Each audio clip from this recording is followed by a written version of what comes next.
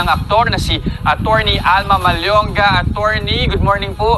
Aarestuhin na ho ba itong mga akusado?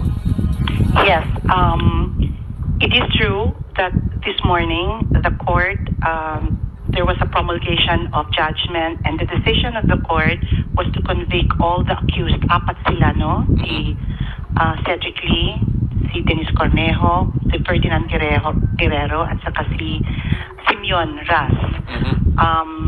Ang sabi ng court, lahat ng elemento ng serious illegal detention were proven beyond reasonable doubt. So, ang mangyayari dito, dahil the court already does not entertain any doubts about the guilt of the accused, ay sila ay ipapakomit na immediately.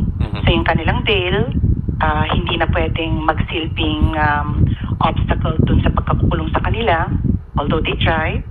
And since si Cedric Lee and Ferdinand Guerrero were not in court,